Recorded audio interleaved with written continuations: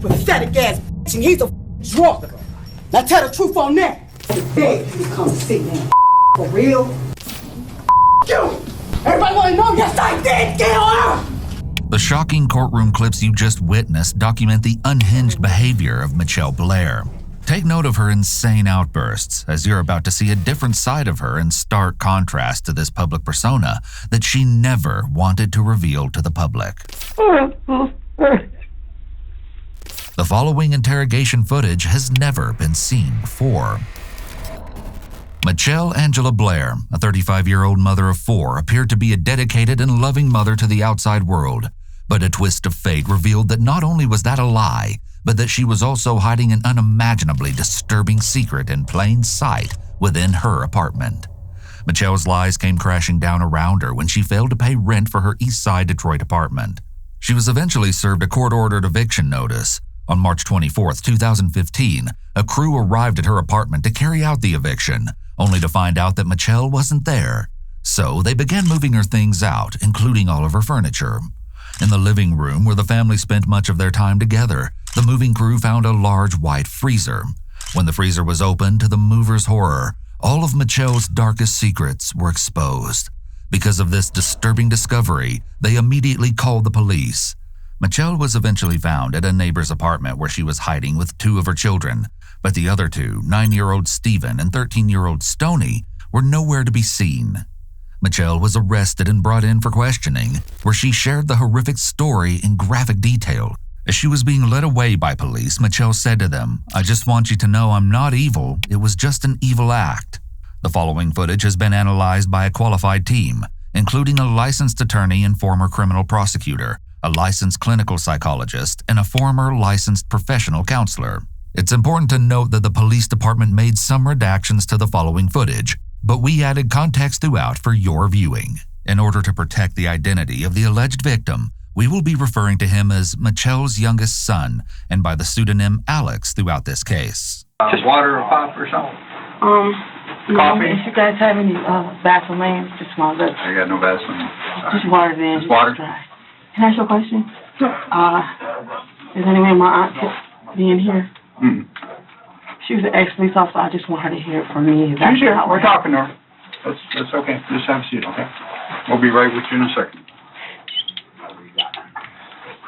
An officer uncuffs Mitchelle and offers her water. Both are gestures of goodwill. These gestures are meant to keep her from shutting down and keep her comfortable to get her talking. Just have a seat right there, I guess. Thank you. Sorry. I'm going to shut this door.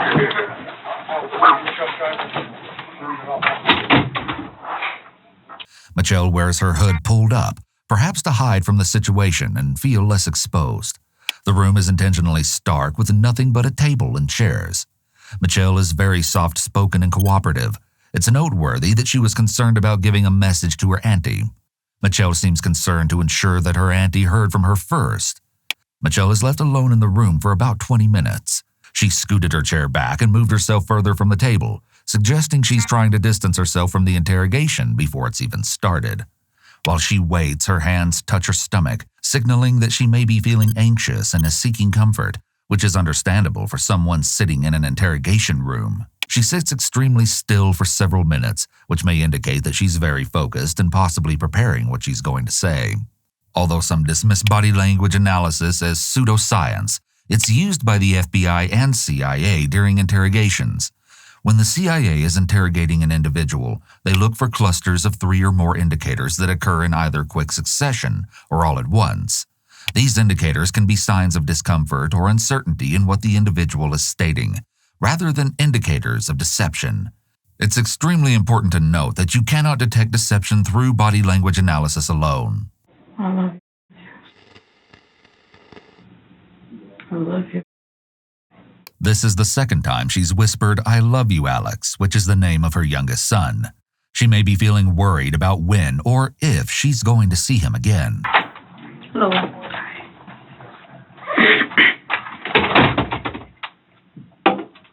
I'm Officer Diaz.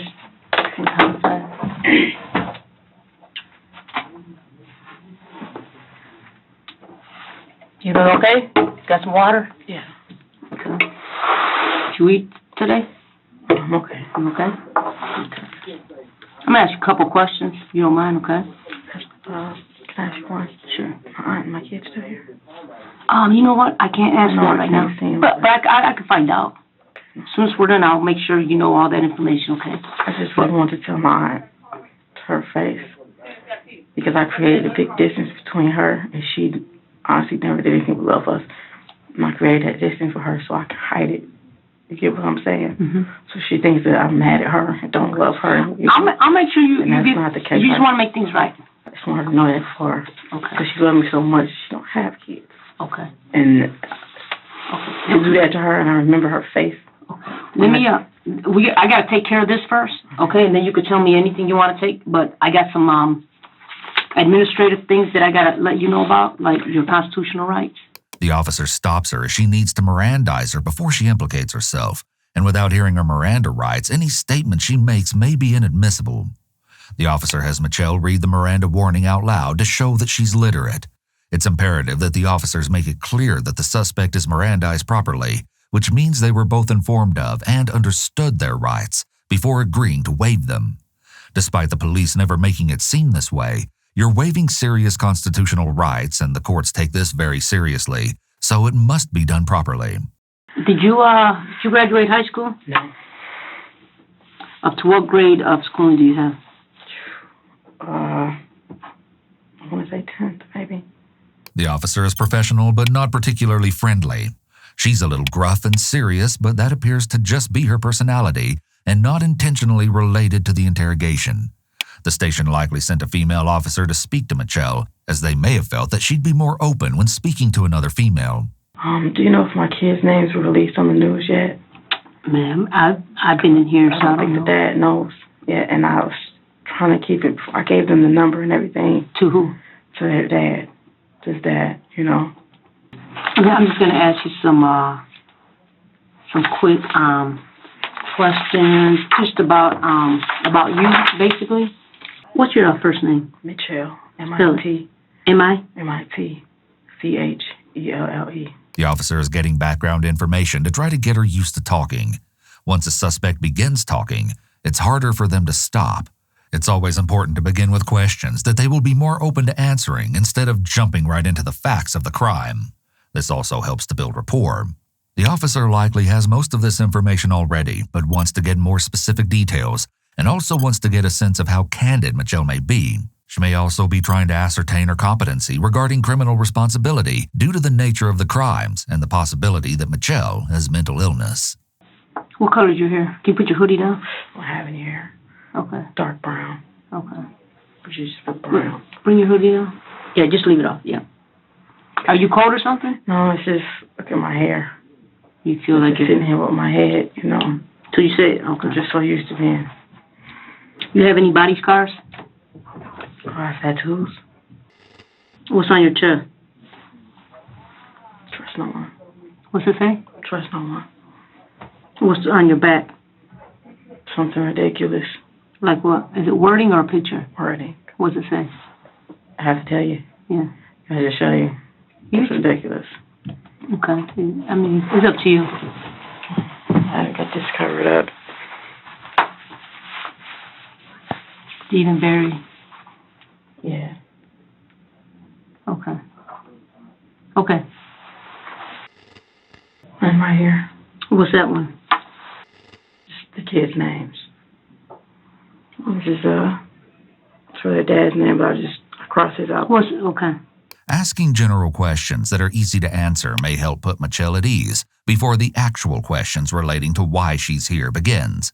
It will also help the interrogator establish Mitchelle's baseline and observe her behavior when she knows her answers are truthful.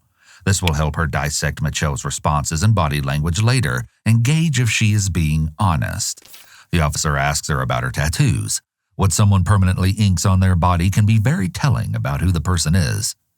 Mitchelle has "trust no one" tattooed on her chest. This provides a lot of insight into her mindset.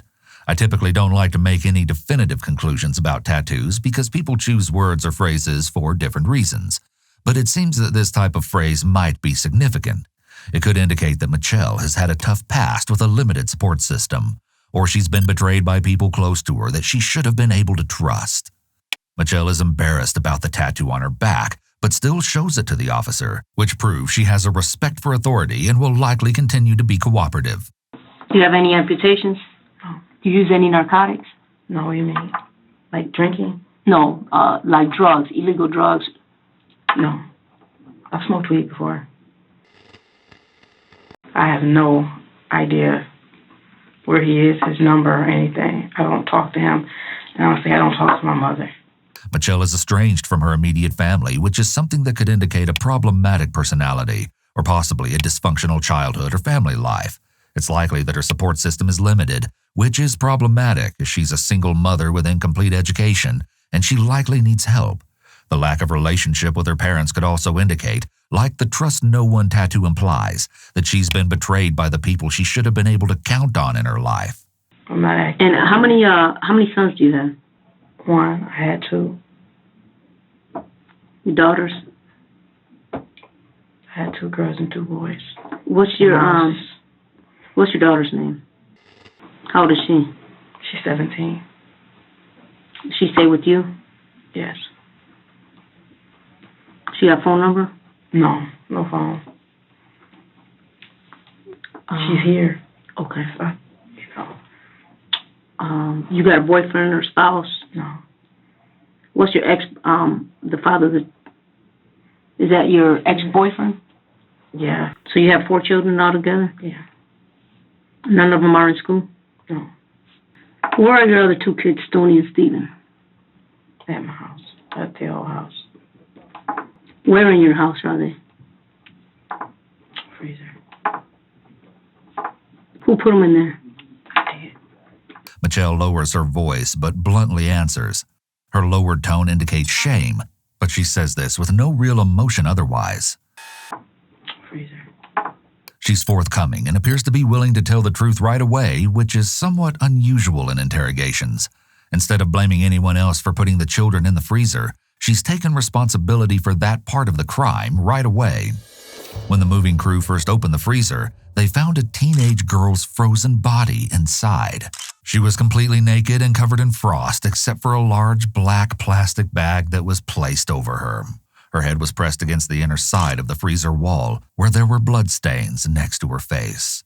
A long piece of black fabric, possibly a silk scarf, was still fastened around her neck, and there were notable injuries to her throat, her right cheek, right brow, her bicep, and her chest. Under the girl were several blankets, but because her body was frozen to the side of the freezer, only a portion of the blankets could be cut away. But the police were able to cut a hole, which revealed another frozen body hidden under the first. This one, a preteen boy. Neither body was able to be removed from the freezer, and instead, the entire thing was sent to the Wayne County Medical Examiner. Why did you do that? Because they were.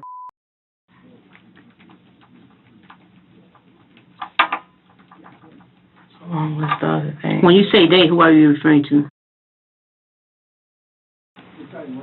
Mitchelle alleges that 2 of her children, Steven and Stoney, were inappropriately touching and assaulting her youngest son, Alex.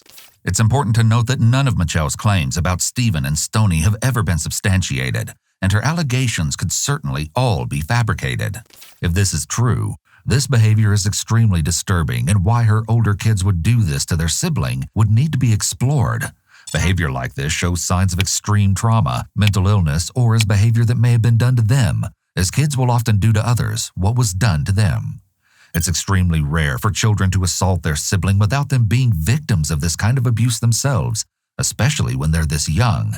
Since Mitchelle's report of Alex being abused by his 2 siblings was never substantiated, this point in the interrogation could really just be the beginning of Mitchelle's fabricated story. A story that she either knows is a lie, or a story that she has convinced herself is true. Maybe Mitchelle is delusional. Maybe this fabricated story has helped her cope all this time with what she did to her own children. Delusions serve many purposes. Oftentimes, it helps the affected person escape a painful reality or cope with fear, guilt, or shame. And I didn't find out it was going on, but it had been going on for years. Since I was in diapers. It seems highly unlikely that if this were true, Mitchelle wouldn't be aware of this occurring. The child would have very obvious injuries. In addition, this family all lived together with their mother in a small home, not attending school, and she wasn't working. It would be very difficult for kids to do the alleged actions routinely and for years without her knowledge. Mitchelle is either extremely neglectful, in denial, or not being fully truthful about her awareness of this situation. How did you become aware that he was getting? I came home one day. It was basically saying, come look what he's doing. He wasn't doing it by the time I went in the living room. But she said, show mom what you was doing. So he had two little wrestle men. Mitchelle describes how her son was using the two dolls to show her the inappropriate things his siblings were allegedly doing to him, before moving on to the topic of when this first happened. When was this? This was a while ago. This incident didn't just happen. When you say a while ago, was it a year, 2 years, a month? Around there. Around where? Year or two. I don't know why he acted it out like that. It's just, I don't want nobody to think that anything's wrong with my son. You get what I'm saying? Because there's nothing wrong. No, nobody's making any judgments. I just want you to tell me what happened. Nobody's passing any judgments. I know, okay? because like to read it, when they read, they're not going to understand. Like, no, listen. That's why I want to record exactly what you tell me, okay? So nobody's passing any judgment on your son or on you or anybody, okay? We just want to know what happened, okay? Okay. So just feel comfortable telling me what happened. Okay. I want you to make nothing up or think about how it's going to look. I just want you to tell me so we can help you, okay? And we can help your son if he needs it. The officer tries to ease her concerns about how this will sound, so Mitchelle continues to talk and is as honest as possible. She frames it by saying they want to help her. However, the officer is not there to help Mitchelle. Mitchelle sounds a bit more distressed here. She's more emotional now than at any other point throughout the interrogation so far. And after he told me, so I had to keep his face, and I said, anybody do that to you? And he said, no. And he put his head down and he said, yes. I said, who the f***? You know what I mean? I was upstairs. So I went upstairs with him, and I asked him, would you your brother or your effing brother? Would you your brother? And so you asked somebody did that to him? yes. So I'm like, why are you playing like that? I told him that's nasty as hell. Why are you playing with that? I said, did somebody do that to you first? He said, no. And he had his head on and he said, yes. And I asked him who, and he said, I just went straight upstairs with him, well, all three of us. And I'm asking, and he said, no, he's lying. I'm like, no, I'm not. You know, so I'm looking at the both of them. And I said, what? Because I understand, it was just, you got to understand, I was a lot younger than she was, like, over a year ago. And he had to be quiet about all this time. So when he's telling me, he's getting loud, and he's like, yes, he did. Yes, he really did this to you. Why didn't you tell me? Because they said they was going to kill me and beat me up. I told him to tell me the truth before I beat the hell out of him. And he says, well, I on him, but that's it. And then he said, no, it's not. I just remember walking out the room.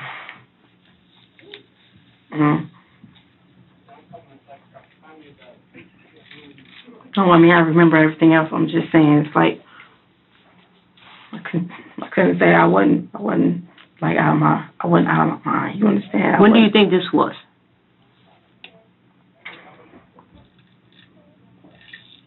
Roughly 2 years ago. What did you do at that point? I sat on the floor for a while, by the edge of the door, and I just remember I kept going, what the f***? And I told my man, I said, tell me the truth. You say you went outside and sat on the floor? No, I went in the hallway. Like, okay, I was in his bedroom when we were talking to him about all this, because that's where he was at. And I just stepped, like, in the hallway between the door and, you know, like the threshold, and I sat on the floor. And I'm looking at them like, what the f***? This is your brother, you know? So I asked, are you telling the truth? And the way he was crying, he just wouldn't stop talking. He said, yes, you do. You're in my bed. But they did this to him every day, every night. What did you do after that? Did you take any physical action towards? Not just yet. then I just closed the door, and I just kept looking at him. I said, I can't believe you. I took him downstairs because he was telling me more and more stuff, and it was not making sense. It's just, that got through telling me everything. I went back upstairs, and I opened the door because I fully believed him, and I know that's what he had did. He told me things that,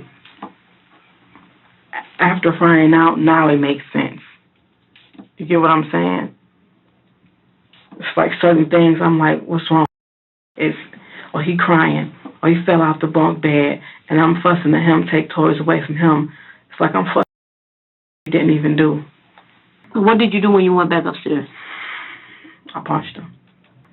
I just started punching him. I just kept punching him. At what point did you stop punching him? Oh, no, that's not how he... I stopped punching him because he looked up and he said, okay, I'm ready to tell the truth. After she says that Stephen admitted he was ready to tell the truth, Mitchelle opens up both hands quickly and turns down her mouth. This body language may indicate that she's seeking approval from the detective, or as if she's saying, see, I told you. I said, this is what you did, Nat? He just said yes. And I punched him again. Although it's possible that Stephen did abuse Alex, it's also possible that he falsely confessed only to escape the punishment. It's convenient for Mitchelle to report that she supposedly got a confession out of Stephen because she might believe that this adds validity to her story of the alleged abuse towards Alex. Let me ask you this. Okay. How long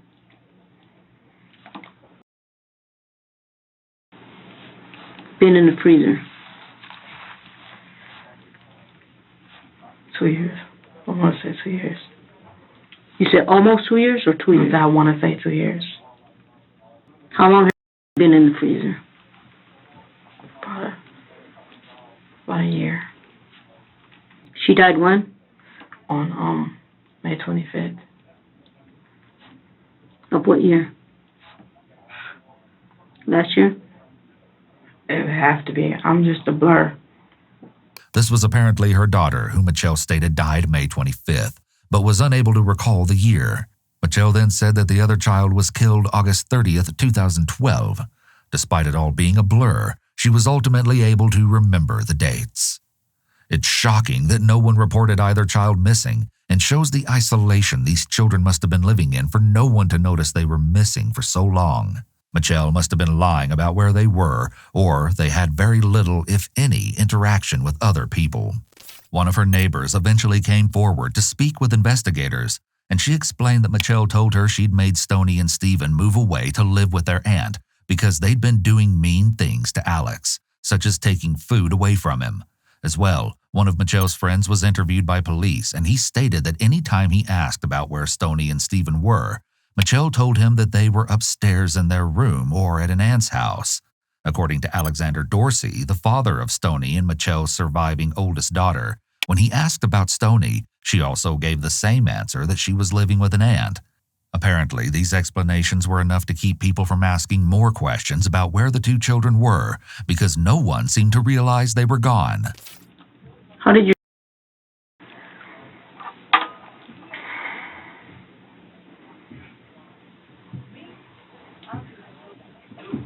I was holding him when he died. After she's asked how Stephen died, Mitchelle's hands go from being open to in tight fists.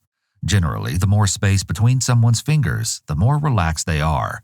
As someone's stress increases, the fingers instinctively close. Having one's hands balled up as Mitchelle does indicates high stress. Just holding him. What caused him to die? I didn't ask you what you were doing. I asked you, how did your son... I don't know. What I'm saying is he died from... The officer's tone is noticeably harsher when she confronts Mitchelle with the fact that she didn't directly answer the question she was asked. This asserts her authority and control over the interrogation. From what I inflicted on him, but it wasn't... He didn't die right then. You get what I'm saying? That's what I'm saying. I couldn't tell you specifically what happened inside. Well, you say you afflicted on him. What did you afflict? I was punching him. So you say you don't know what caused him to die? No, I know I did. What I'm saying is, I don't know specifically what's going on in his body. You get what I'm saying? Is there some things that we can, I don't want Mom to know because she'll feel bad and it's not her fault in any way. It's just me and you talking. Okay, well, like I said, my aunt loves us, but after it happened, I called her. She was mad at me because, you know, it's just she wanted me to get my life together, period. Okay? So I called her and I asked her if anything happened, you know, you take the kids. She was like, Angel, you've always leaned on me, which I do, and she's tired, you know what I'm saying? I'm tired of kids, that's definitely not. She was saying to just get yourself together, you know what I mean? Mm-hmm. And I don't want her to, like, hear that and think, oh my God, if I wanted to tell her, but I'm like, what did you want to tell her? Out everything, because, you know, she was a cop. She's the first person I called, and I couldn't even say it to her. The officer is relatively non-responsive to Mitchelle. She's giving a confession without any hesitation, and therefore the officer just needs to listen and ask follow-up questions. Interrogation techniques so far have not been needed. Most suspects are not this candid about their crimes, and at the very least will try to claim the killing was an accident. The officer's trying to refrain from any reaction to what she's hearing so that Mitchelle doesn't feel judged. I mean, I hear what you're saying, but you still haven't, I asked you the question, how did your son die?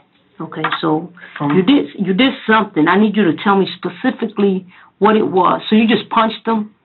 Like, just punching him to keep him at, yes. The officer tries to get Mitchelle back on track as she's not making much sense and seems to need to be redirected back to the relevant issues. I mean, what did you do? You punched him? Basically everywhere.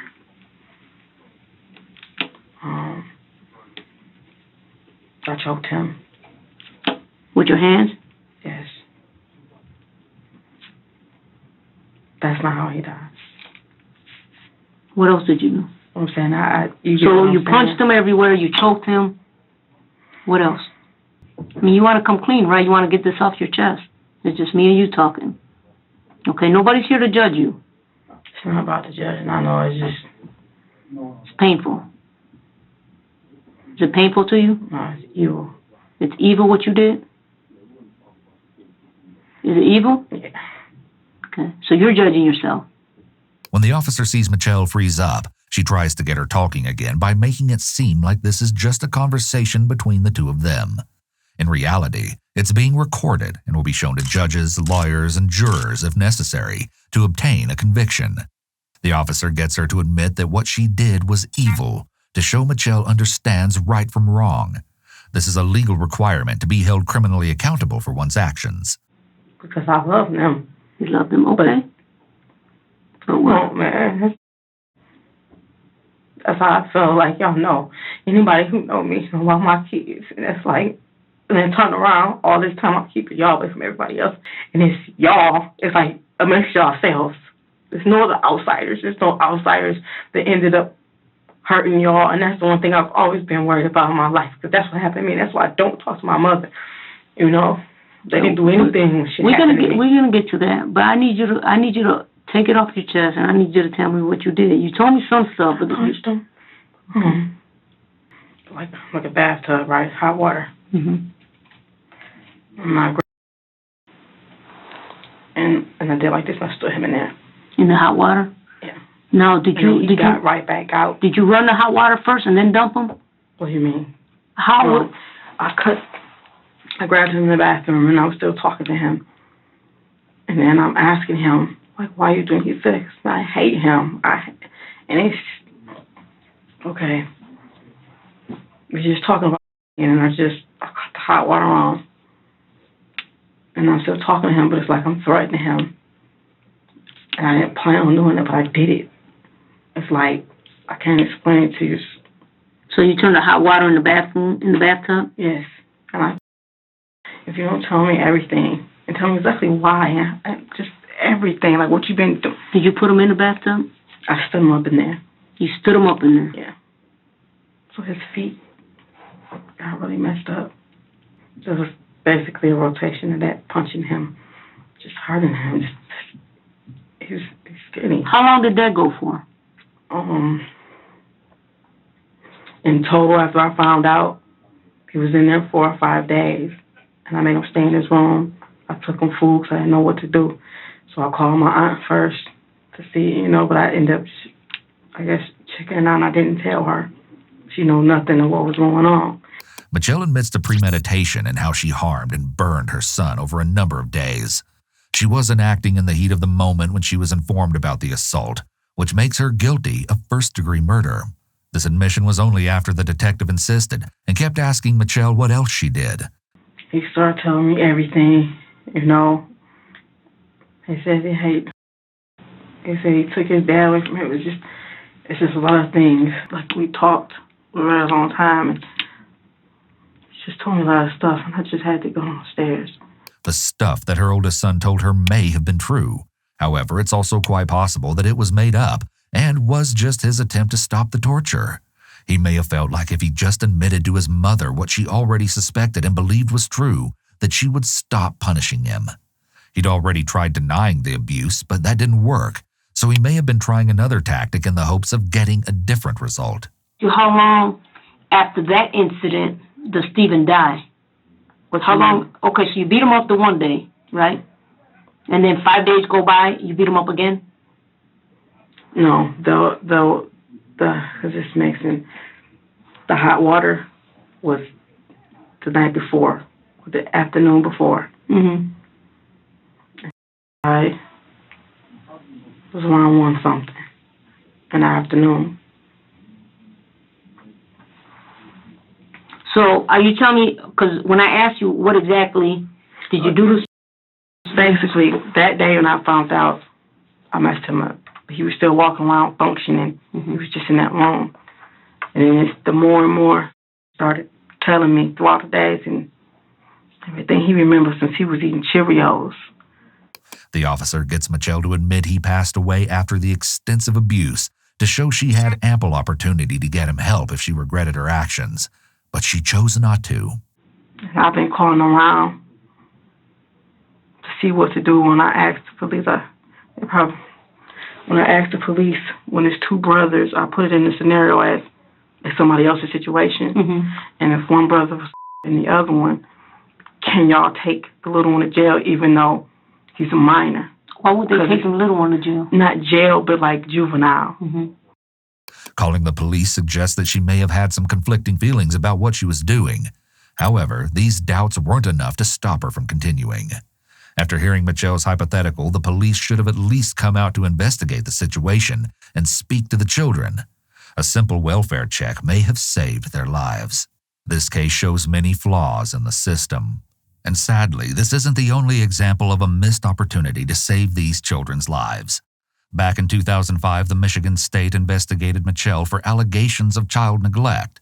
At that time, her eldest child would have been around 5. The claims of abuse must have been somewhat substantiated because Mitchelle was referred to counseling, but her children were not removed from her home.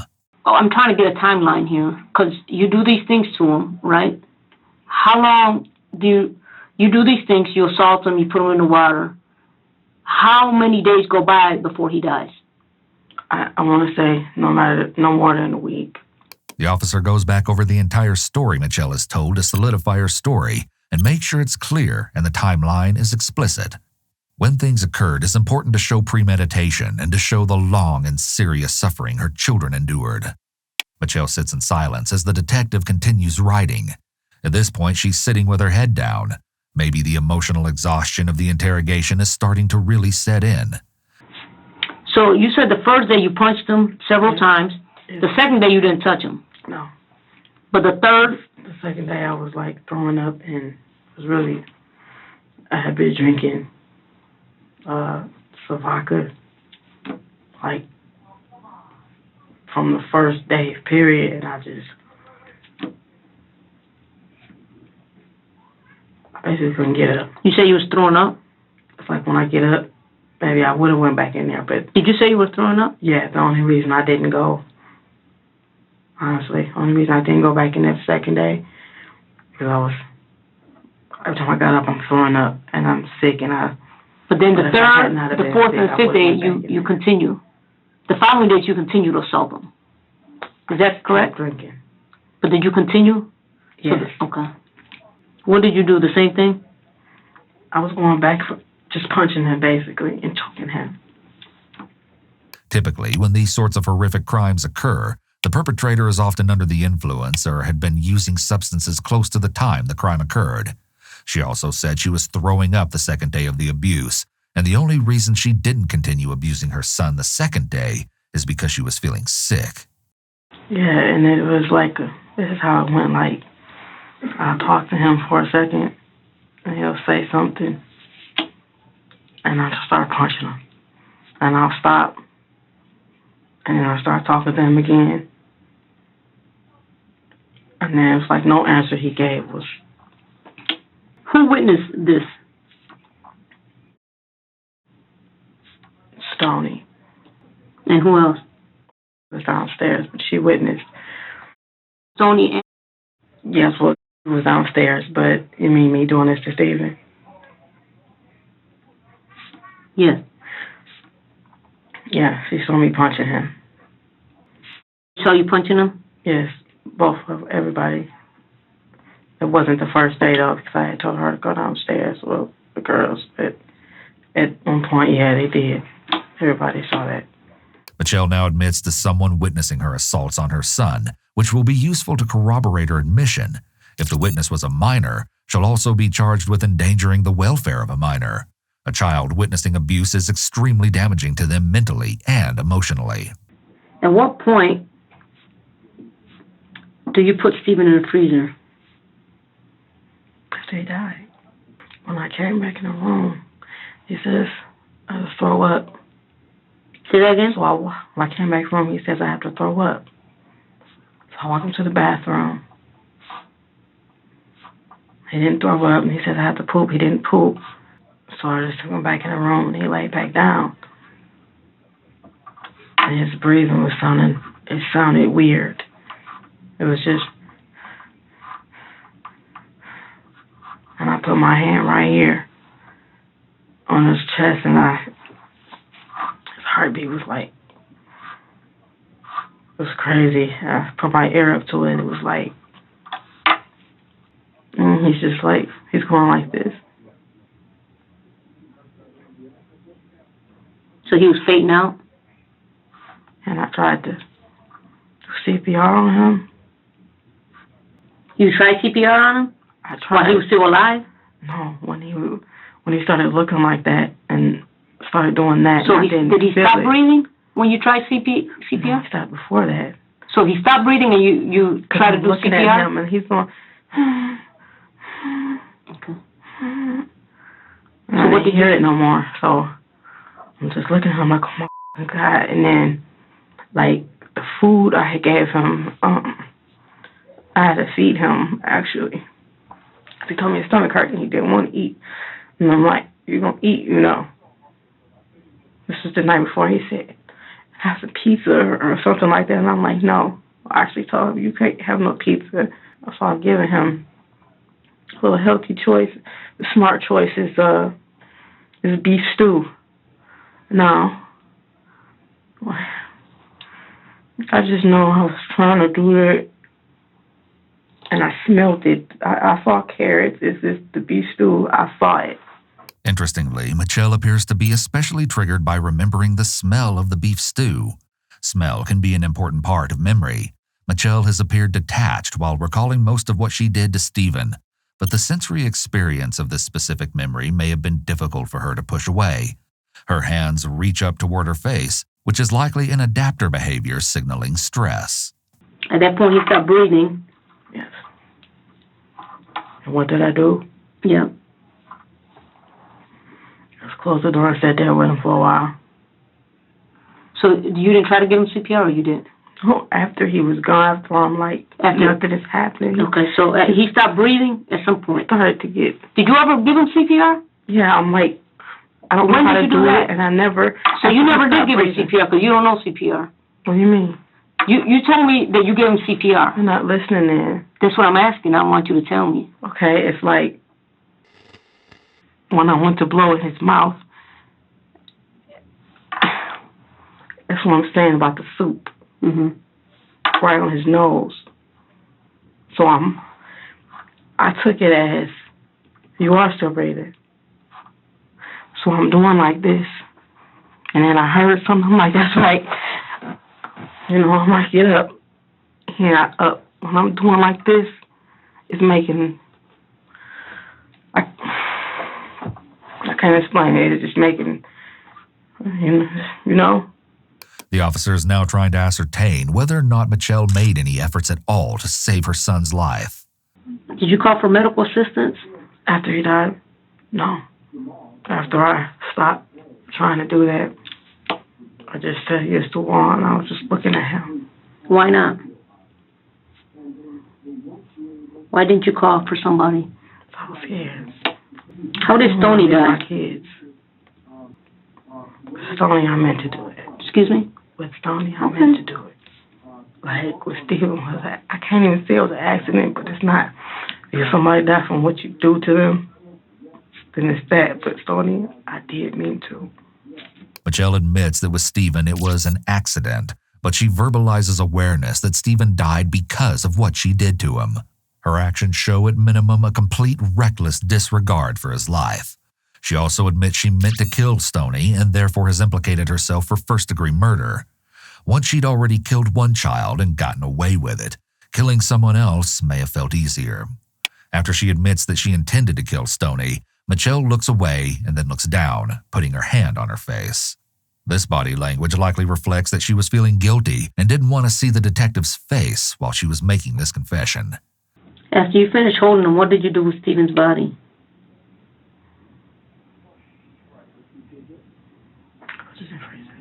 You what? I didn't freeze it. Her whisper could indicate that she is ashamed of what she did.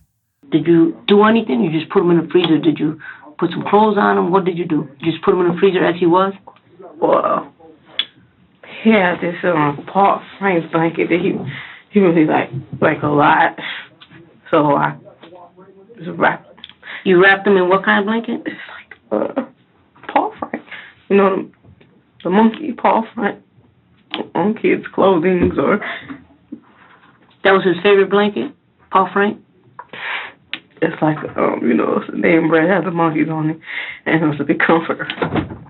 It was blue and white with monkeys on it. And, like, I heard he used to argue with them, like, don't touch my blanket, you know what I'm saying? So I just... I was wrapping up. Mitchelle becomes tearful now and shows emotion about her wrapping her son in a monkey-patterned blanket and freezing his dead body. Is this their father? Yes. Okay. They got in touch with him. I don't know. You want him to? Yeah. Okay. I'll let him know. Is there any way you can find out if they got in touch with him yet? Because I know it's on the news. Do you want? Would that make you feel more comfortable? Yeah, because they're showing. Well, it's no more comfortable. It's just they're showing the house and. Yeah, they're getting in contact with him. They're not gonna let them see that. Your other ones. That's what you're worried about. My kids. Yeah. The kids. They were with me. I know, but they don't know what's going on, do they? Yes. They do. Definitely. Yes. Okay. I mean, their dad. Can somebody? Yeah, they're gonna tell him before he sees it on news because he knows my house and I know they were already showing it. They're doing that now. What did you do to your daughter, Stoney? Can I tell you what happened with her before? No, we're gonna get to that. I just need to know what you did to her, and then we're gonna get back to what she did. Okay? So I'll tell you what's leading up. Tell me how you feel more comfortable. If that's how you feel more comfortable, you could tell me like that. But we're going to get to that. I just kind of would rather you answer this question, and then you could tell me what, and then I'm going to ask you what led up to it. Okay. First, same thing, the very first thing. I punched her so hard because she was still doing that after he told me about Steven. And he said he was so scared of Stoney. I'm like, why wouldn't you tell me this? He said, because she kept saying that, don't say nothing. Or she gonna beat me up and all that. Whatever, it's just...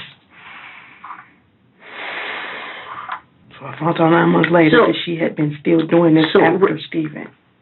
When did you leave? One day they were arguing about something, and they came in the room, and he said, don't sit next to me.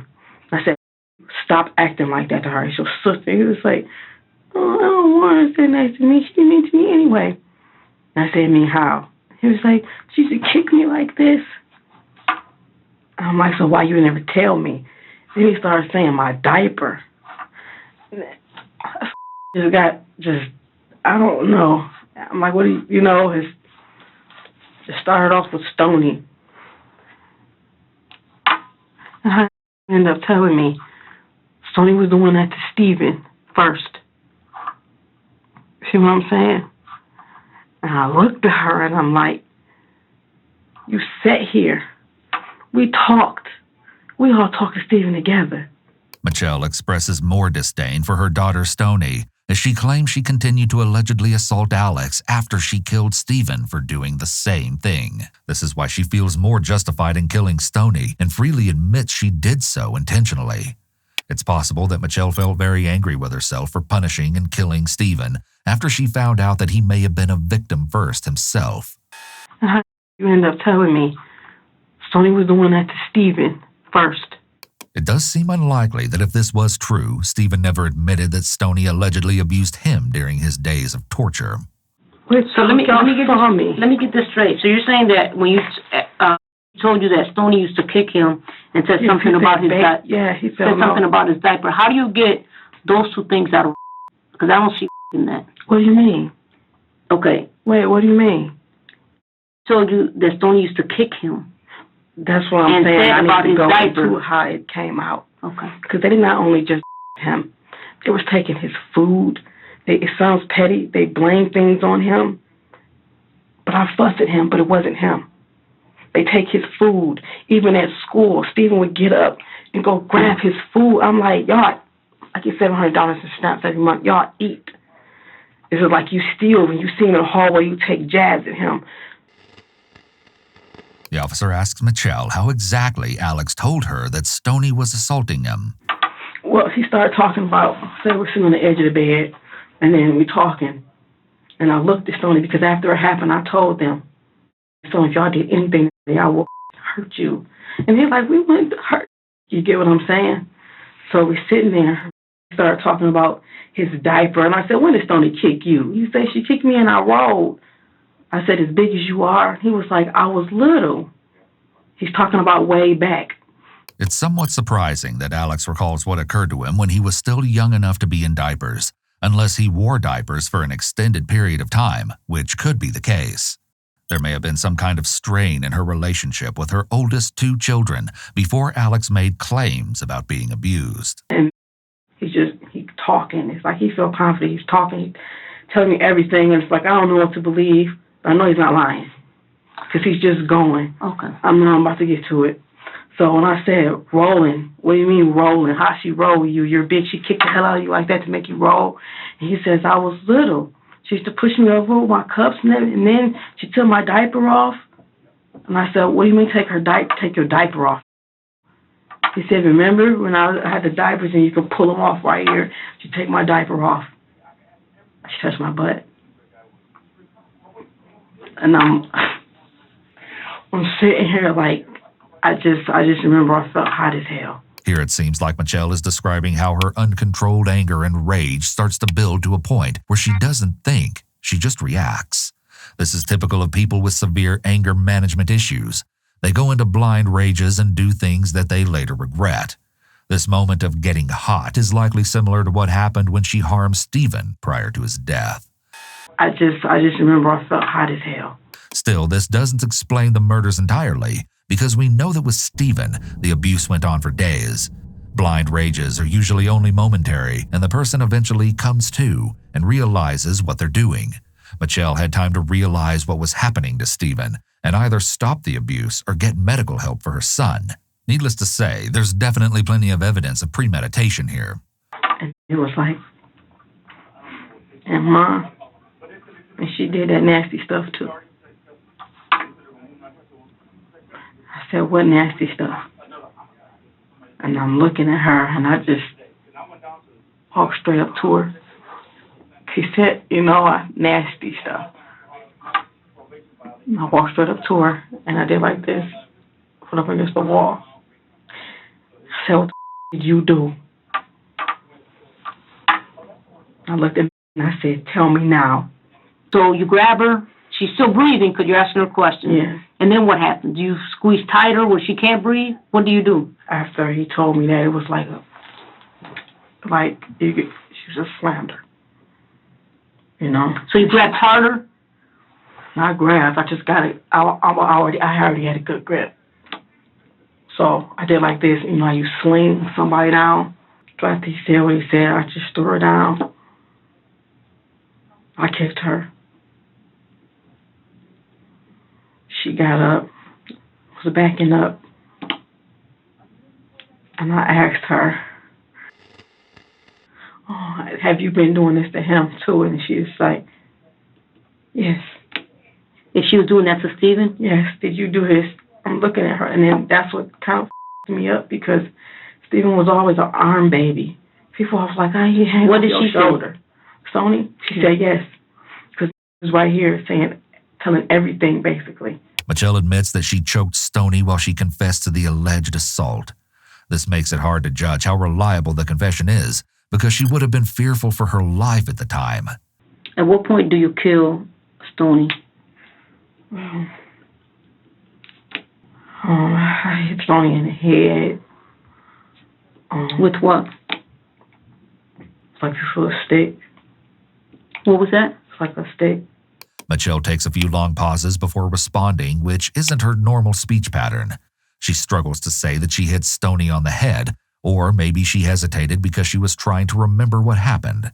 Hitting Stoney in the head with a stick is a felony assault, as she's using a weapon to assault her. Just a wooden stick? Yeah, but it's thick, you know what I mean?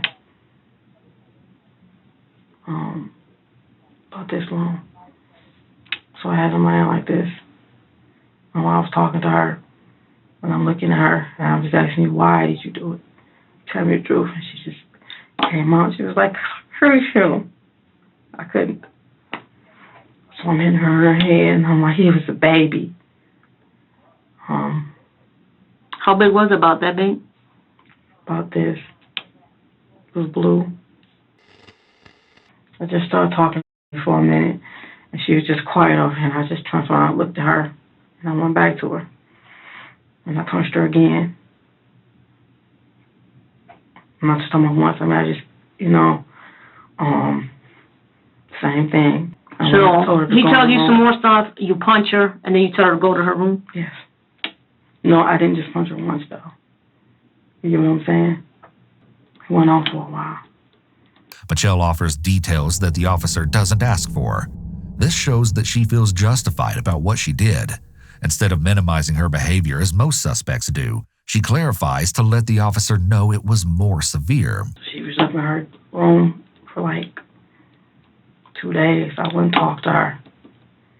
After the first day I found out, I did what I did. I go in there and give her food. Then I get pissed at myself that I gave her food because y'all was stealing food from him every day. That's why he go to sleep hungry and wake up hungry. So okay, so you give her food. I stopped giving her so much. So I fed her like twice a day. And I didn't touch her for a while. Let me ask you this. Did you stop giving her food, period? What you mean? Did you starve her? Basically. It went down from 2 times a day to 1, and it was only oatmeal. Oatmeal and water. Like Stephen, Stoney didn't die in the heat of Mitchelle finding out about the abuse. She was slowly and methodically killed by being repeatedly harmed, starved, and tortured. This evidence shows another premeditated killing. So you basically starved her, right? Is that how she dies? No. Okay. There's more? Tell me more. Okay, so, How long does this go on for? maybe almost 2 weeks.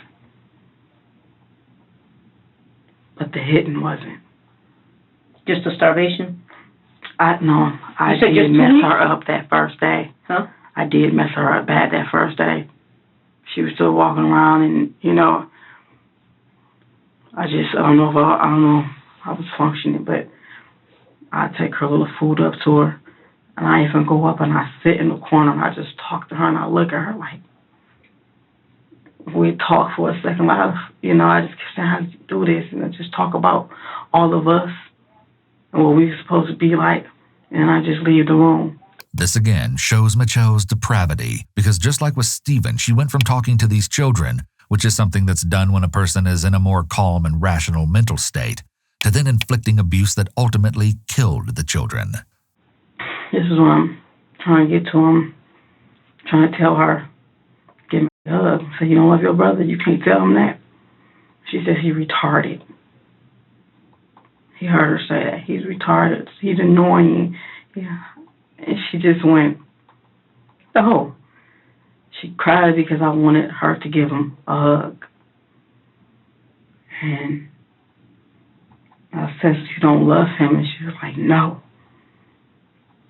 I punched her, and I told her to say it again. She's saying, no, like, it hurts you. You hate him that much. You don't want to hug him. And So what did you do when she did that? the blue pipe. Excuse me? The blue pipe, the wood thing. Uh-huh. Was it a pipe or a stick? Well, it was, I guess you can, it's a wooden, but I call it a pipe because if you hold it in your rounded? hand, yeah, and it's blue. Where did it come from? One of the bad parts, like, you know what I mean? What, was it metal or was it wood? It's wood. And it was about a foot It was long? thick. Okay. Okay, so you hit her with that? Yeah, when I say thick, it was thin, but it was sturdy. That's what I'm saying. Like, it, I hit her with that. Where did you hit her at? I hit her in her head, mostly in her head. She had Several times? a lot, yes. Like, little lumps everywhere. So she survived that assault? Yes, and she was fine. Not fine, but she was mobile. Okay, so what happens then? Does she go to her room? Well, that's, okay, so I'm trying to get to this part, but I'll finish this out. And I'm looking at her like, what the f***? And I just grabbed her, and I'm in the closet. Just got a towel. I just put it right here, and I put ice wrapping it, told her to get in bed and just keep it back. She asked me could she sit up. So I said, okay. You said you go in the closet and grab a towel? Yeah, go in the closet to wash off. And I put ice in it and put it up here, but she said it hurts. And she was sleepy, so I let her go to sleep.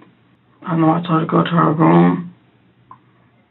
And after I finished helping her with this, I went and drank. You go drink? Go sit in the basement. No, I don't. You went to the basement to drink? Yes. Michelle may be using alcohol to cope with her emotions. She doesn't allege that she has diminished capacity due to her drinking, nor would that be a viable defense, as she can clearly recall details of the days that led to her children's deaths. You know everything you're doing is what? Wrong. I knew that. And it's like, I can't explain to you. I was in between, like, crying, like, what the you doing? It's your kids. And when I got right back in her face, and I like just the fact that you told her, I used to tell my baby, she's not going to save you. You know what I mean? Like, she's not going to save you. So he told me that, I'm telling you, he said, thank you for saving me. He said that. No, I just don't understand why you didn't tell me about her sooner, and that still wouldn't have been happening.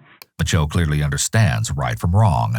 This shows her criminal intent, or intention to commit the crime, which is relevant when charging someone with murder. So what ended up happening? Smothered. Smothered. You smothered her? Yes. She again exhibits shame by her lowered tone of voice. Was it that same night? You well. go to the basement, you drink? Oh, no. I get like that. No. This was a while later. Like a day, 2 days later? No, maybe days, because... Like how many days? I don't know. But, So after a few days go by, right? You just go upstairs and you smother her? No. Okay, tell me what. This is, I want to say after, it's like I didn't touch her again. For a few days? Yeah, you know what I'm saying? So Yeah. it's like we're going on in the second week now, and I'm just sitting in this house now. The conversation we had about, and I smother her. Okay, but I want you to walk me through it. So, do you go upstairs and just say, you know what, I'm going to smother her, and you just smother her? No. Or do you guys have a conversation? She was laying on the floor. She said she Where was at? laying on the bed in her room. Okay. So I came in and I sat down. So you go in her room. Yeah. And I scared her because she was asleep, but I sat down in front of her. So you wake up. She basically wake up and saw my face, and she was like this. And I just kept asking her, are you ready to apologize? Now, when you asked her if she was ready to apologize, what did she say? She said,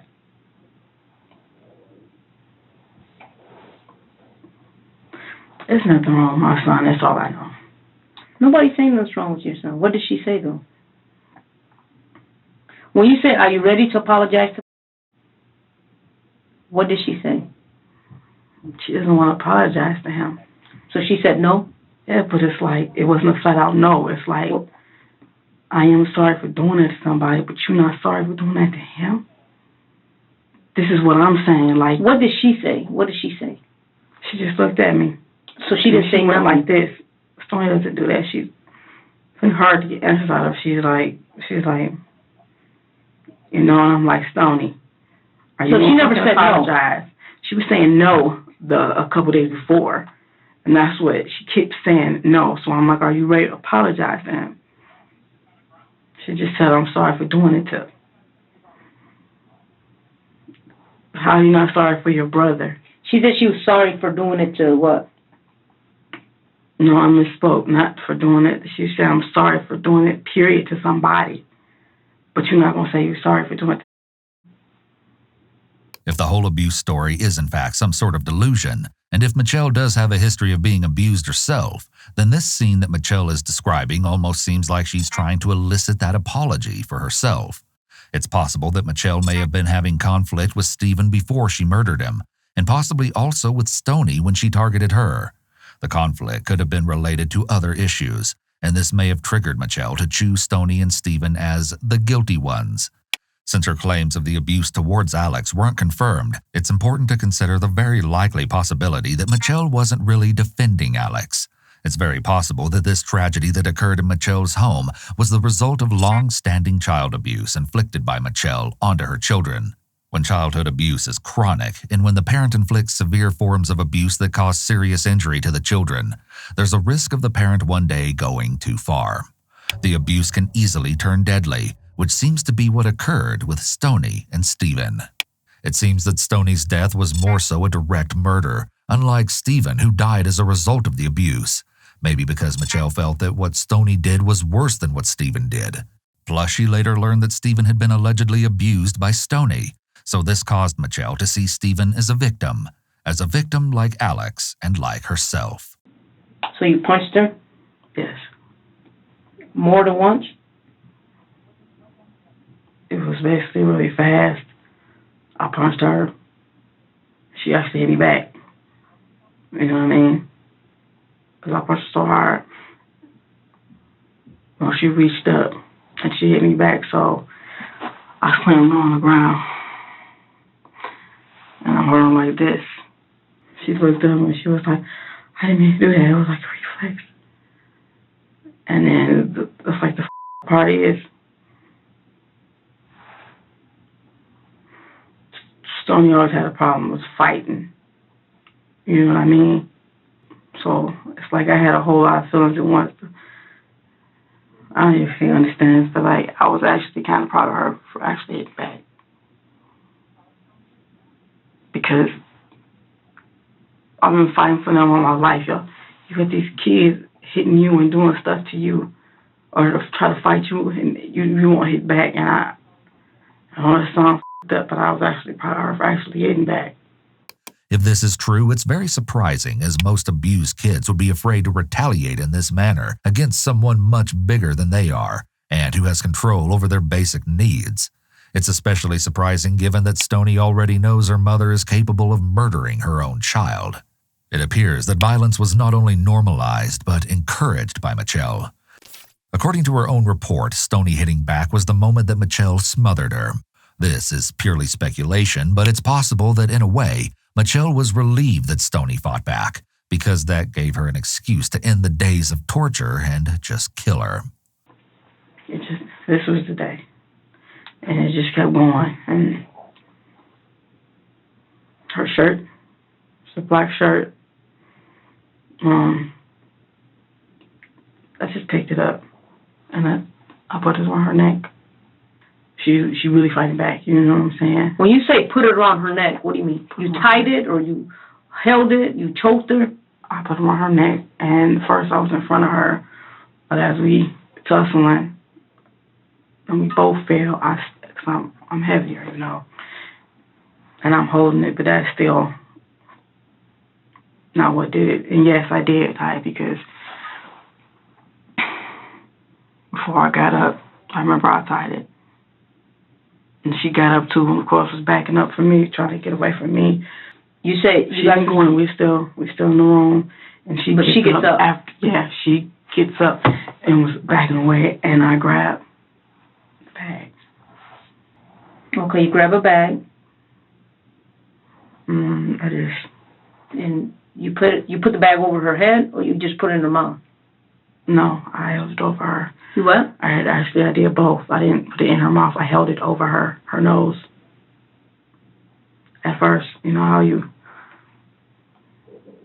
And then I put it over her head, heading up there like this. She expresses very little emotion about doing this to her own child. Mitchelle's reenactment is very useful evidence, as it's even more impactful than just words alone. Then what? Did she stop breathing at some point? Yeah, that's what did it. That's what I did to kill her. Her voice was also very low here, almost whispering. What do you do with the body? Stoney's body. Freezer. On top of Steven. Huh? Freezer on top of Steven. I didn't rob her in anything. Again, she's whispering. This indicates that it's possible she felt more remorse about Steven's death than Stoney's. This is also evident in the way she directly murdered Stoney versus Steven, who she said was not intentional. You'd think that after the trauma of murdering her son, of being reminded of what she did to her son every time she looked at that freezer, she'd be unable to do what she did to her daughter. Did you show them? Did you show them the body? Yeah. Not for a while. How long did it take before you showed? Not even a week. What was their reaction? Just crying a lot.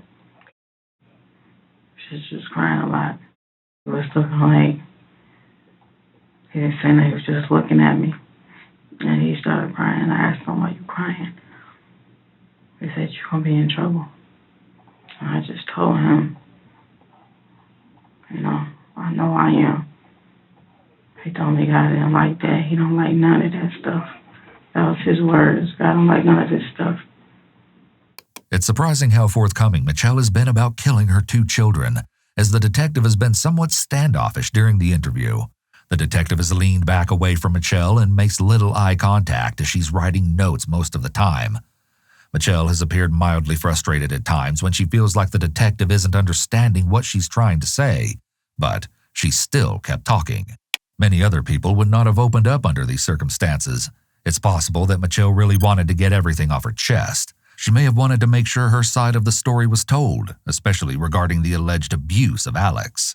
Showing Alex the dead bodies of his siblings displays her complete disregard for her children who are still living, and an inability to understand how disturbing and extremely traumatic seeing his siblings dead and frozen would be. It's possible that Mitchelle wanted to show Alex that his siblings paid for what she claims they did to him.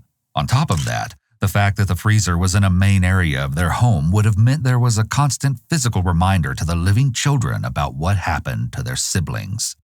Now let me ask you this question, because I know we went on to talk about all the different things that they supposedly did. They did it. But are you a stay-at-home mom? Yeah. Okay, so you're always.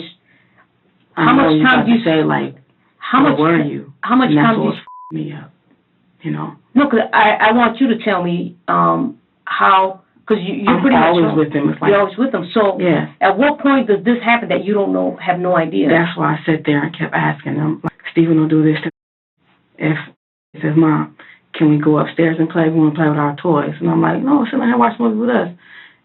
And he quiet. And he said, we want to play upstairs, y'all girls.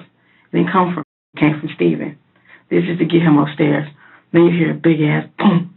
He's like, what is that? That's Stephen knocking him off the bunk bed, like straight off the top bunk bed.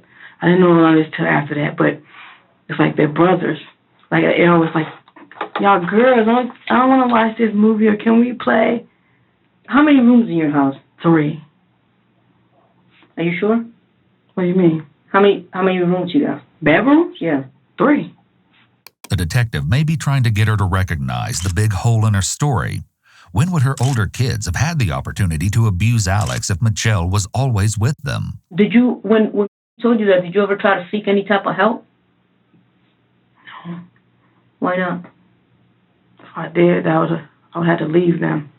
Not necessarily. Right then. Why would you have to leave them? If somebody's doing something to your child, why would they take your child from you? Because that's brother and sister. That's brother and sister, and that's in the family, and it's like, that's brother and sister. So I could see that. They would take the offender out, not the innocent party. But then you look like, how did this happen? Okay, that was all in my head. Like, I want to stay with them as long as I possibly can. I knew this day was going to come. Do you feel what you did was wrong? I know it was wrong.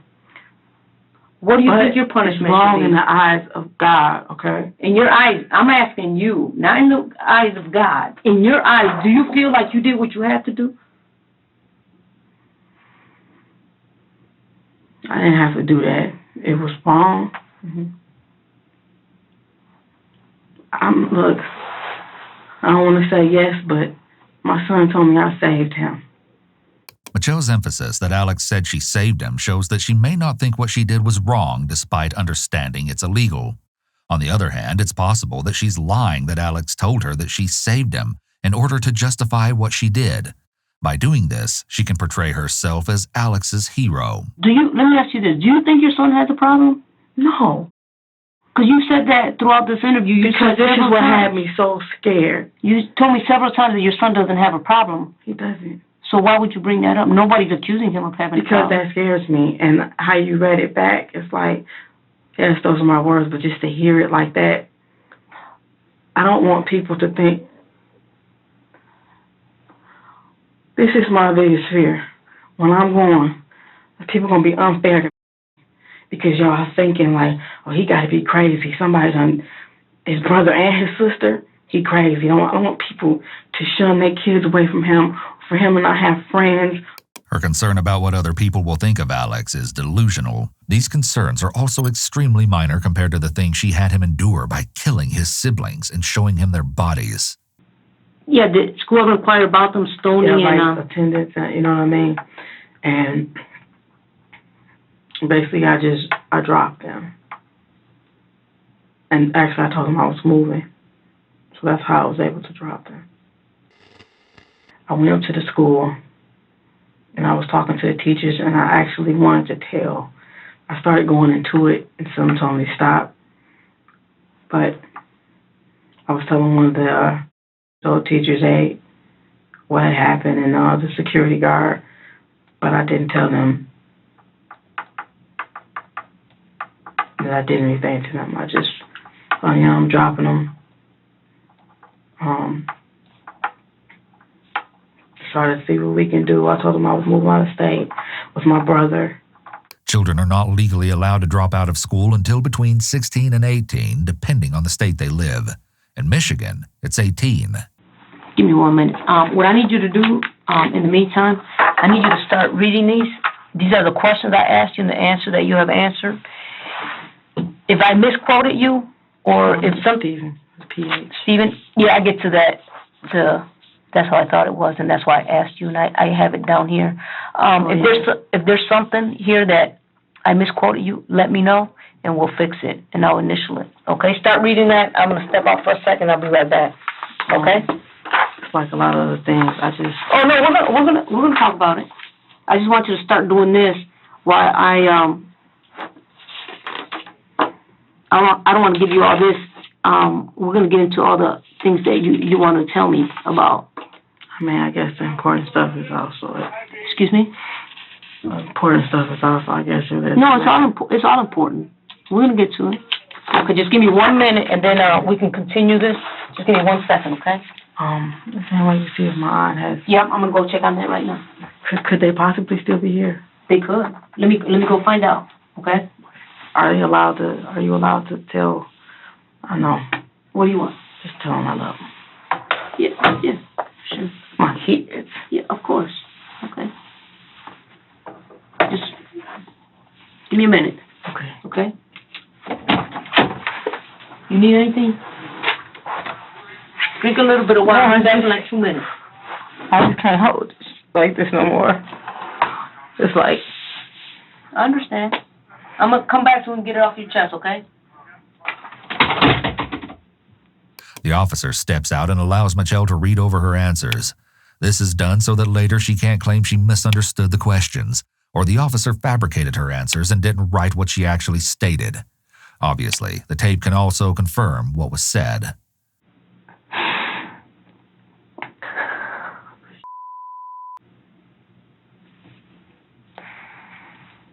Mitchelle is left alone, and as she's seeing her words, she is cursing and clearly getting nervous. It seems the reality of what she's done may be setting in. It could be that she goes in and out of moments of realization about what she did and what's happening around her. She asked the detective if she could tell her children that she loves them. So it could be that Mitchelle is actively realizing here that she likely won't see her 2 children again.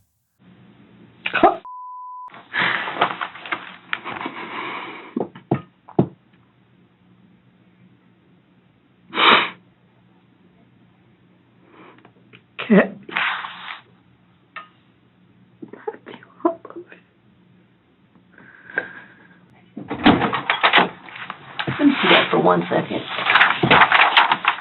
I'm sorry. Let me say this. Do you know if they were still here? No, they're not here. They're talking to, I think the aunt. My auntie. Yeah. When we first came, they said that my kids were here. My kids aren't with her. Yeah, they're with her. But they're just gone. They're not where I could see them, I should say. Oh, but they still in so the we'll building. find out before we're all done. I'm gonna find out exactly where they're at, because right now they're talking to them, so it's kind of hard for me to say. But we'll find out exactly where they're at. So don't worry about it. Okay? My kids are like this because they like seriously love me. If they ask you, mom, she was one of them asked you, my mom crying, but say no. Okay. Because it was just I told him I wouldn't. He said, Mom, don't cry. Okay. He said that today?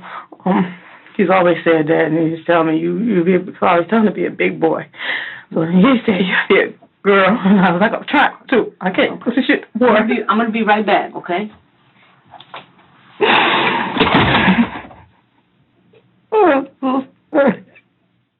Mitchelle continues crying while the officer is away, which is a common occurrence when suspects are left alone. Often the reality of the situation sinks in only once they're left with their thoughts and begin to realize they're going to jail, or they realize the gravity of their actions. I don't got a number. I'll give it to you. Okay. I'm sorry about that. How you feeling? Feel better to get it off your chest? Not really. Not really? So, you wanted to tell me some other stuff that was going on, okay? Tell me your sister. What was going on with you? Like, you gotta imagine that happening to a baby. Excuse me? I can imagine that happening to him. I just try to... Let me ask you, because you're home most of the time, right? So when you're home, did you ever witness any unusual behavior between your kids? No. Well, Stoney, before he was even here, Steven and Stoney didn't like each other. Well, I'm thinking little brother, big sister stuff, you know. But she'll tell him, Steven, stop, sit down. You sit down and he'll punch her. And I'm like, stop it, you know. I didn't know why. That's when I felt like I didn't save Steven. You get what I'm saying? Because when he said that to me, I'm like, he actually told you that? I'm not going to save him. So let me ask you this. Your son came to you and gave you some complaints about some things that were going on, right? Yes. No, he didn't come to me. He didn't come to me with Steven. He came to me with Stoney because they were sitting on the edge of my bed with like a little tiff. And it didn't start out with him talking about the little mean things. Earlier, and then it goes, and then we went into he talking about the diaper. That's why I'm like. Earlier, you told me that told you that Steven did some things to him, and you confronted Steven, and Steven said, "No, I didn't." See, when you say "come to you," I'm thinking you mean because how it came to me, told me when I walked through the door. Yeah. But at some point, he tells you something that Steven's doing to him. Yes. Okay. And you took it upon yourself to just go off of his word. You never tried to get any type of. I did. I talked to Steven. We went up there and I talked to that boy. Okay. You know, I talked to him. And he admitted this. He admitted that he did these things. After a while, yes. After a while, yes. Okay. But he denied that. He denied it at first. Denied it. And so did Stoney. She also denied it. But after you assaulted him, right? Then he said, "Okay, I did it." After you assaulted him several times. Yes, after a while. Okay. It wasn't severely assaulting him. Not just whipping him, you were severely assaulting him. This was just me punching him before he finally said yes. The officer is getting clarity here to potentially argue the fact that the children's confessions may not be accurate, as they deny that they had inappropriately touched Alex until Mitchelle violently assaulted them into confessing. This makes their confessions much less reliable, as they may have just said anything out of self-preservation. This is clearly a coerced confession. It doesn't mean it isn't true, but it's certainly unreliable. The first time you ever heard of any of these complications between your kids was the first time with Steven. I know they used to have the little sibling things. But you never took it upon. You know how sometimes kids like to lie and make up things? Yeah. You never kind of put it to kind of observe to see who was saying what. You just took it upon yourself. Or all the other stuff. I mean, that's kind of a serious thing, for a kid to say, "Hey, this is what's going on." So you just went basically on his word. I asked him. Right. I asked Steven also. You get what I'm saying? But he denied it. But after you repeatedly assaulted him, he's like, "Oh yeah, okay, I did it." Do you believe that that's? Did you ever take your son to a trained physician to tell you, there's some signs of... I'm not listening to me.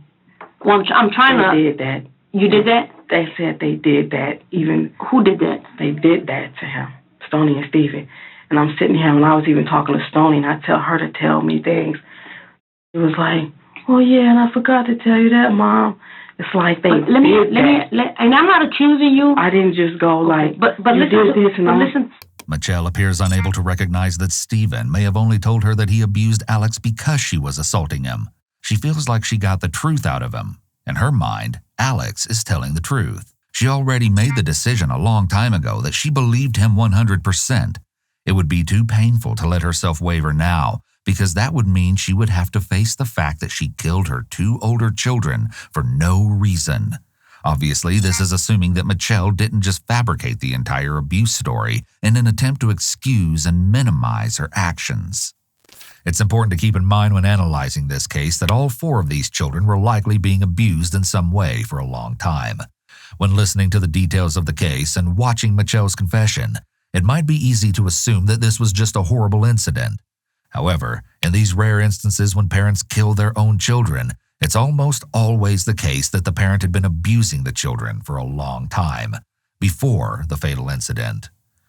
When Mitchelle was arrested, her 2 remaining children were interviewed. Both revealed to police that they were victims of physical and emotional abuse at home. Medical exams revealed that the living children had visible injuries, such as a cut above the left eye of the 17-year-old, and numerous scars on both children, including 25 scars and injuries on the 8-year-old's back. The children detailed some of the assaults they suffered at the hands of Mitchelle, such as being hit with a piece of wood, a hot curling iron, an extension cord, and burned with a clothing iron. According to them, Mitchelle refused to get any of the children medical treatment when they were hurt. Both children were turned over to Child Protective Services. They did this to him every day, every night. It's like... But what I'm trying to think is, if this was going on, like, where were you at all this time? I mean, because you're a good parent. You're always home with your kids. Right. So how were these things going on for so long and you did not know? I mean, they're little kids. I can see if they're adults and it happened somewhere, but they're under your roof 24/7. I mean, they don't even go to school at some point, and there's all these things that you don't know nothing about. Were you ever a victim of any type of, Yes, I was. Okay. And I used to always, this is what got me. I talked to my kids and my auntie and everybody. So I'm talking to them like so openly about this, and it's like, I felt like I had to. Okay. What happened in your situation? The first time, it was a woman. My mom used to leave us with any and everybody who would watch us. You know, anybody. So that was nothing. I think I was 5, 6, I don't know. But this was a woman, and she did that to me and my brother. Although we can't confirm that Mitchelle is telling the truth about her history of abuse, her comment about her mother is an indication that Mitchelle may have some sort of traumatic past that still affects her emotionally. If it's true that Mitchelle was abused and her abuser was a woman, then it could explain the way that she talks about Stoney, her daughter. In Mitchelle's mind, Stoney was the cause of everything because she supposedly abused Stephen, who then went on to abuse Alex.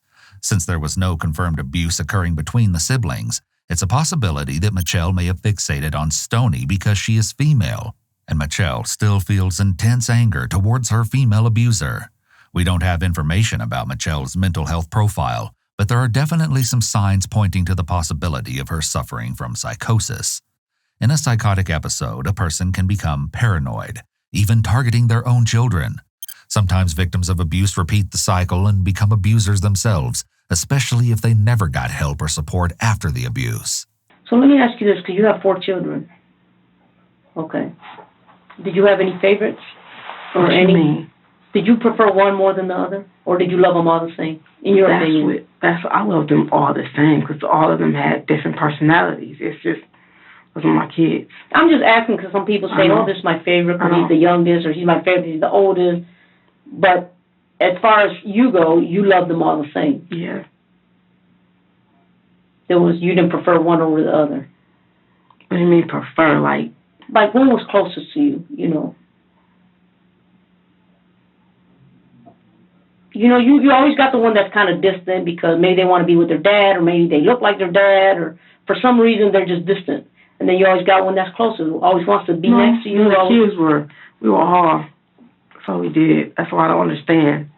You guys spent a lot of time together. How would you categorize your relationship between Stoney and you? I guess just like the rest of the kids. You love them all the same? Yeah, it's a little different because you start to, I think, learn them, you know what I mean? And they change. Right, they start changing, they start getting a little attitudes. Yeah. No attitudes, just period, changing. You're like, okay, well, you know how you just... And that's what I'm asking. Did you have, maybe they were disobedient more than the others, so you like these guys more than the other guys? Good kids. They were all good kids? That's like, hey, right, that's why everybody... So is there any other reason other than what told you that made you do what you did? That's it. So if he would have never told you these things, Stoney and Stephen would still be here today? If they had never... Okay. He didn't... It's not, he just told me. How do you discipline your child? How do you discipline your children? Not good. I have a problem with that, too. What do you mean by not good? Just whooping them, and it's like, you know how what's appropriate for a child? It's not. You whoop your children Yes. to the point of abuse? Yes. All of them? Yes. So you've hit that way as well? Yes, and I can't explain it. This shows that the tragic ending of her children's lives was the likely culmination of years of abuse. Abusive parents who end up seriously injuring or murdering their children will often engage in emotional, verbal, and physical abuse long before the final tragic incident. Mitchelle seems to understand logically that her behavior is wrong, yet she may be unable to control her anger. She appears to be suffering from significant issues relating to her own childhood trauma. Most people with trauma backgrounds do not kill other people, but of those individuals who kill another person, most of them do have a history of trauma in their own childhood. While her crimes against her children are horrific, her profile doesn't necessarily fit with that of a psychopath, and her behaviors are conflicting. On one hand, she's accepting responsibility for what she did and appears to be truthful during the interview, while on the other hand, she demonstrates a long history of deceitfulness and lying, which are psychopathic traits, as she kept the murders of her 2 children a secret for years. At times, she exhibited impulsive behavior and extreme aggressiveness. While she did admit that what she did was evil and wrong, she didn't express remorse or regret for the suffering she caused Stephen and Stoney. Have you killed anyone else? No. What type of discipline you think you should get? Those are my kids. If you could do it all over again, would you change anything? I'll say yes. The only reason I would say yes is because I would get to stay with them. When you say them, do you mean all of them or just... No, because regardless how I was thinking, if that happened, you mean the same situation happened, would I make the same choice? Mm-hmm. Yes, because I want to stay. You know? But you don't really care about the other 2? No, I do. I would have made a different choice. What choice would you have made? I tried to go somewhere. I said, he's never said that to me before, so for him to say that, when did he say that to you? This was after it happened. Alex telling her that she saved him seems to be enough peace of mind for Mitchelle, almost like she's satisfied with what she did because she was able to prevent her son from suffering continued abuse. If I brought in here, right, and I asked him pretty much the same question I'm asking you as far as the events that took place. Ask him. You don't even have to have him in front of me. Ask him. Is he going to tell me the same thing you're telling me? He has to. You got to listen to him. Has he ever lied to you? Yes. About what? Little things. Like what? He'll lie and then, okay, let me go on to something else. The thing was, in the lying, I don't like that. Well, he does lie. Yeah. And you don't like it? No. So, that's like the only reason I ever would. No, do you know the difference between a lie and the truth? Yes, definitely. You mean, does he know the difference? No, I'm asking you. Do you know the difference between a lie and the truth? Yes. Okay. So, and you're familiar with, like, a white lie versus... There's no such thing. Okay, a lie is a lie. Yeah. Okay. And are you familiar with the difference between a chronic liar or somebody that... A habitual liar? Yeah. Are you familiar with somebody that habitually lies or somebody that lies, for example, if I say, hey, do you like this dress on me? And you're like, no, but you don't want to make me feel bad. So you're like, oh, that's nice, but you're really lying because it looks terrible. Right. Right? You're familiar with the difference. That's so you won't hurt, somebody's feelings, but... Like a small lie versus somebody that lies all the time. Yeah. Are you familiar with that? Yes. In your opinion, how would you categorize your son? None of those. None of those? He never lies? No, he does, but I wouldn't... Excuse me. Like, just little things. The officer is getting it on record that Mitchelle knows right from wrong and a white lie from a lie. This again will make it harder for her to make an insanity defense. Ms. Blair, what's on your mind? It's like so much something happened to you, it's like you gotta go the fuck up. You had enough mother, your brother and sister see this to you, and I just want to make sure they are. And he's the littlest one. I want to make sure to be okay. That me up when I was younger. But I know, all I know is this. You know I did something about it. Even though it was tough, I just want to know, like, you are important. Like, you do matter. That shit was happening to you all that time, and you didn't know, and I'm sorry, and I'm like no matter what, they can kill me, and that's the part. This is what I do know. And I'm already told the kids about dying there, you know. It doesn't matter. But I won't, like, I think it's gonna be okay. You know what I'm saying? Okay. Do you consider yourself so sweet? You consider yourself a tough mom? I mean, you're tough, right? You're gonna. It's over the. Okay. It's like tough, but not. And it's like I'm just tired of this. And he too good, just not so they both are just to let this. Cause I used to be a really good kid. You know what I mean? Mm-hmm.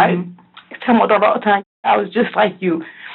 Like how she is, she confident, she quiet, people mess with her, so okay, it's like, so let them talk. Mm-hmm. I'm the one like, they mess with you, I'm, you know, about to go beat the ass. Don't mess with them. It's like, I was like that and it's gone. It's nobody's fault, it's gone. But I was like that and I don't want them to, I just know, I told my mom, she said, what the do you want me to do about it? It's over with now. This means that it's likely that Mitchelle's mother never validated her feelings about the trauma she experienced, which makes the emotional damage even worse. It's like trauma on top of trauma when a parent doesn't validate the child's feelings. Even if it's been decades since the abuse occurred, Mitchelle was likely never able to process her emotional pain, and it's very likely that this led to her maladaptive behaviors in adulthood, such as her uncontrolled anger, inability to control her emotions, and abusive parenting that turned fatal. Mitchelle likely sees herself as a better mother than her own because she did something when Alex told her he was being abused. It's important to keep in mind that many adults struggle with histories of childhood abuse. This doesn't mean that if they relive the trauma somehow as adults that they will murder anyone like Mitchelle did. That's all I know. I told him, when you get older, if you, anybody, girls, men, anybody try to make you feel like you ain't.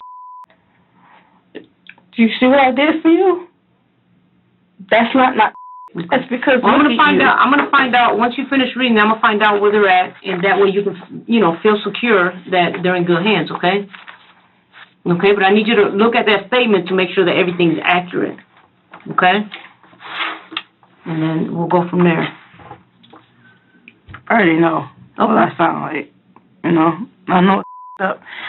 No, nobody knows myself. Ms. The Blair. normal part of me, I can see myself talking right now. I can't. You're not literally, but if that was me, I totally understand what it looks like, and I've been. Ms. Blair, nobody's judging you here. Okay, something happened, and you felt you did what you had to do.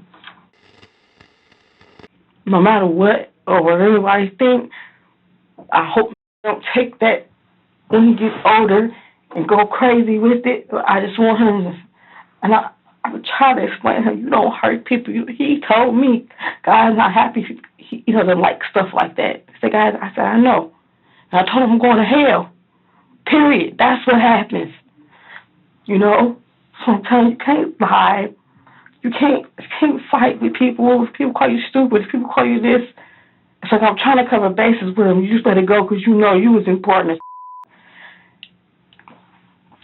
You're important. It's like, something like that happens, it's like you don't have to feel like he was crushed or like nobody's gonna give a about him. Mitchelle signs the notes taken by the officer swearing that they're accurate. This is less necessary than it was years ago since almost all interrogations are videotaped, but it's done here to avoid retractions or allegations that the officer lied or misconstrued the suspect's words in her notes. Okay, give me 1 second, okay?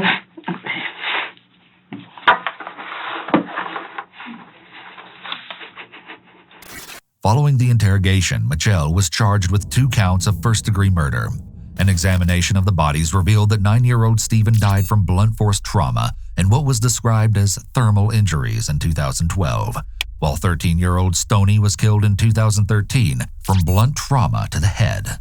Mitchelle kept both of the bodies in the deep freezer in the family's living room for around 3 years until their discovery when she was evicted. When she went to trial, Mitchelle told the judge that she still felt no remorse and even doubled down by stating that she would have killed Stephen and Stoney again, referring to them as demons. Still, prosecution made it clear that they didn't find any evidence that Alex had been assaulted by his siblings. In fact, there's no evidence that the alleged victim or his older sister ever corroborated the story Mitchelle told investigators. While she was in prison during her trial, one of the other prisoners who had been housed in the same block as Mitchelle came forward with a shocking claim. They alleged that, among other things, Mitchelle told them that she'd made up the entire story that her son had been assaulted by his siblings so that people will have sympathy for her. This person also stated that Mitchelle told them that she threatened her oldest daughter into helping with the deaths of her siblings. According to court documents, it was reported that her eldest daughter alleged Mitchelle forced her to carry Stoney's body and put it in the freezer. Neither of these claims have ever been proven, nor was anyone besides Mitchelle charged with any crimes connected to this case. In less than 4 months, Mitchelle was charged, convicted, and sentenced. In June of 2015, Mitchelle pled guilty and said she would have accepted the death penalty if it had been an option in Michigan. Instead, she was given a life sentence without the possibility of parole. This leaves the question of what happened to Mitchelle's remaining 2 children after her arrest. Well, in 2017, it was reported in the news that her oldest, then 19, was graduating high school and had plans to go to college, while her youngest son had been adopted and was thriving in school. Though the case seems like it ends here, it doesn't quite. Since her incarceration, Mitchelle has continued to find herself in trouble with the authorities. In fact, it's been reported that she's been involved in 49 incidents since she was imprisoned. In one confrontation, Mitchelle allegedly put her urine and feces into a Pringles can and threw it in the face of a corrections officer. On another occasion, while Mitchelle was being escorted down a hallway, she started yelling at another prisoner. When a correction officer intervened, Mitchelle punched them in the stomach and arm. She was sentenced on charges for both incidents and added 38 months to 5 years to her sentence.